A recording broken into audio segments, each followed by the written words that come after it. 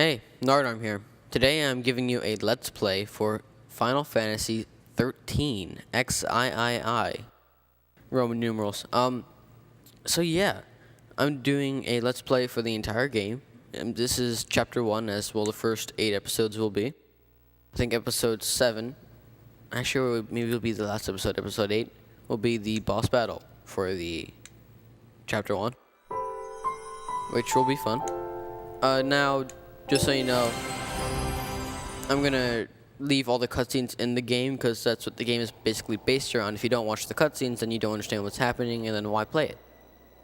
So, except for this first one, so that I can explain stuff to you about this Let's Play, for the majority of the time, I'm gonna be quiet during these cutscenes.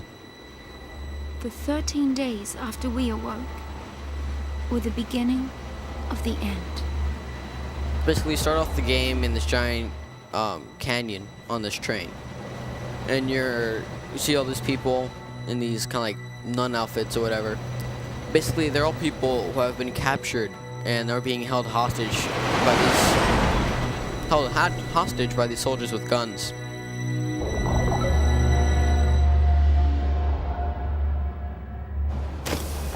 There we go. They kind of remind you of Helghast, the Helghast from Killzone series, if you ever follow that. On this train, you meet the first two characters of the group. Be quiet. It's these two right here. It's Saz. Best of luck. And in a moment, you'll see lightning.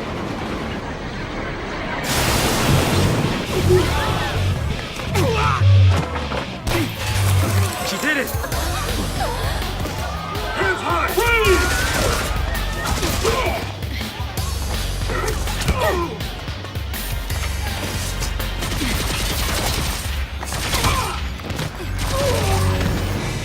So this is Lightning, Miss Super Soldier over here. I'm not a listener. And like I said, Saz, and his comical relief, the chocobo that he carries on his head.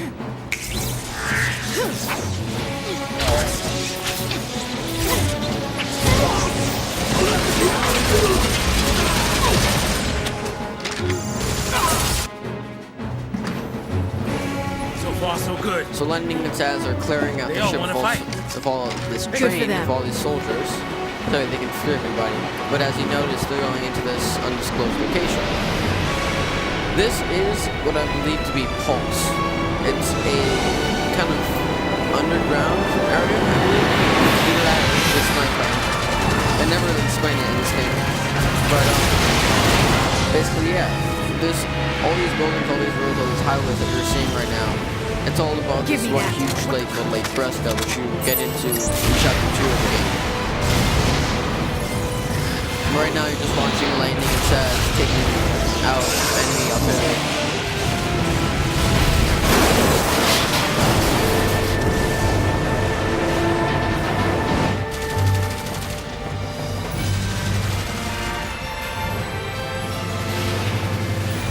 So now you get to see a whole bunch of other human resistors who were captured. And this part right here is very cool. How they have the ability to just summon these creatures, these huge creatures out of the knowledge of this game. I think it's really cool what they did here.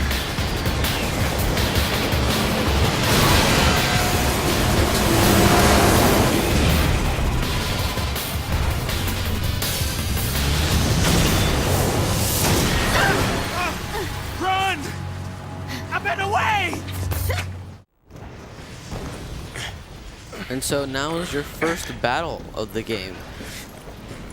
The creature that jumped on top of the train over there is your first battle. This is where you get your tutorials on battling. What a shock. Anyway.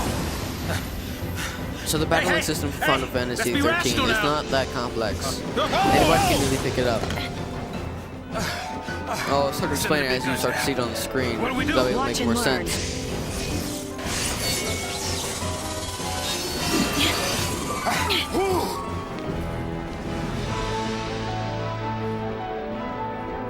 So, first things you see, bottom left-hand corner, there are 3 kind of like options you have there. bottom right-hand corner, you see 2 green bars with the names Lightning and Sass, and then a number on the other side. Up on the top right-hand corner, you see another bar that's gold. That has a gold filling. So I'm going to start off with the 3 commands on the left-hand corner. Basically, those are your main things that you're going to be using. It's auto battle, ability, and item. Auto battle basically selects from your abilities however many it can of the abilities and sets them up to use them against your opponent. Abilities says everything you are able to do, attack, special attacks, magic, whatever. So tough now, huh? So that way you can choose for yourself what items you want to use, which comes in handy later in the game. Hey, that wasn't like a challenge now, all right? The items, you're going to be using that for potions or phoenix downs or whatever. Yeah, basically whatever in the game. Now, as I said, there was a part to the right-hand corner, bottom corner. Those were health bars for the 2 characters. And then above that, right in the top corner, was the stagger bar, which I will get into later, because you actually get to see that later.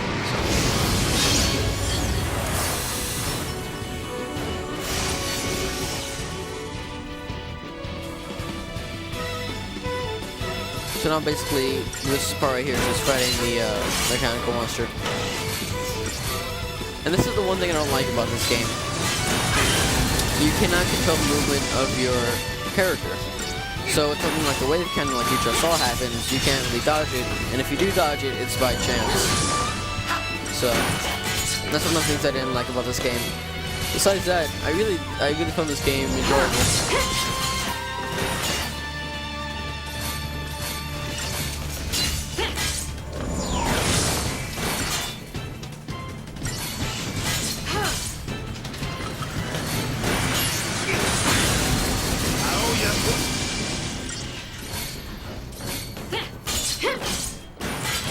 One other thing to look at in this game, well, to know, and by the way, the screen, I'll talk about it a little bit later, but one of the other things to know about this game is that after each battle, once the battle ends, you get full health, unlike from the previous editions of Final Fantasy, where that became a really big pain, that you always had to heal your characters, and that if you didn't have a potion, you were out of luck. But in this game, they decided to give you automatic full health once you end each battle. So that was nice of the Square Enix team. Oh goodness. Woo. We did it.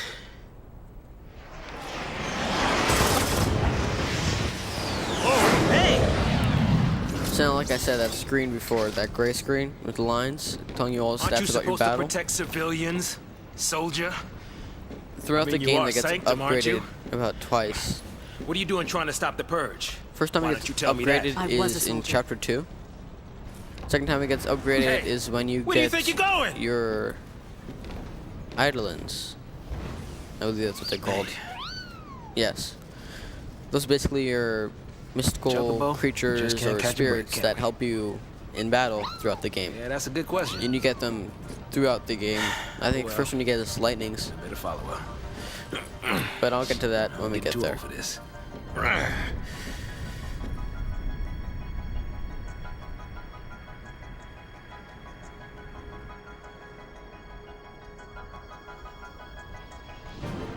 This is basically Final Fantasy XIII is split up into 2 parts in the actual gameplay.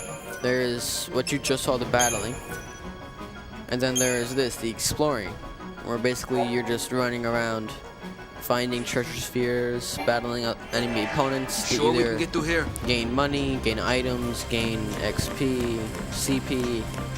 Each I will explain in due time. Basically, for all of Chapter 1, it's not that eventful. You're basically just walking down this long road, meeting all the different characters that you're going to be playing as throughout the game. What this is.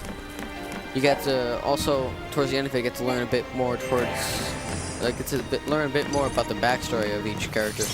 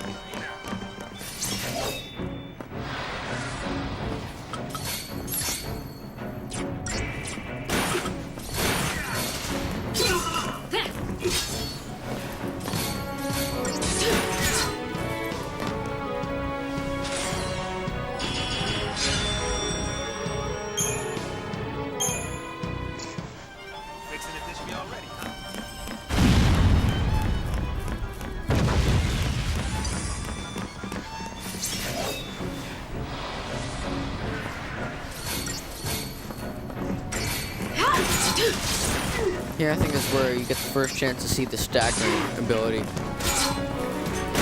Basically the way it works, or maybe it wasn't this battle, maybe it's the next battle. Anyway, the way it works is that as you attack an opponent, the stagger bar increases. Once the stagger bar increases to what the person's maximum is, then the enemy is considered staggered. When an enemy is staggered, the damage that you do to them is doubles, if not 1.5 times the usual damage that you do. Unbelievable. This place is awesome.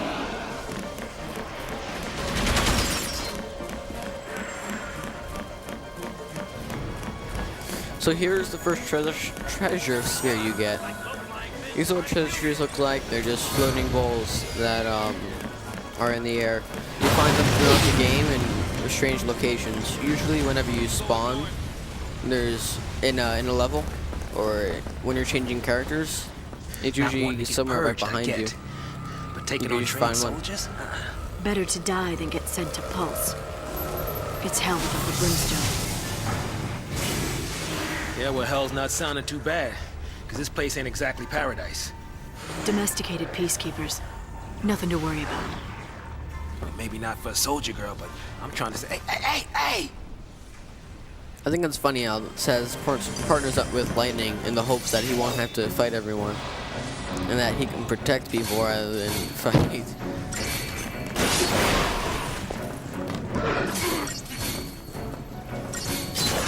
Here's where you will get to see the stagger ability. And as you see in the upper right hand corner, the bar is full now. As long as until that bar goes down to 0, that creature would have been staggered. You get to use this staggering technique a bit better with enemies with higher HP. But then it takes longer to kill them, so that way you can actually see how the staggering works.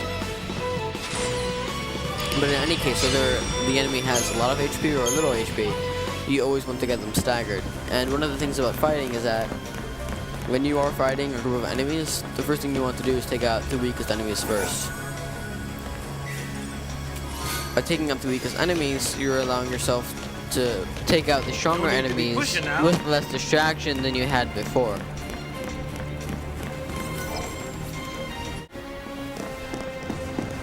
Yeah, you must be real nice from up there.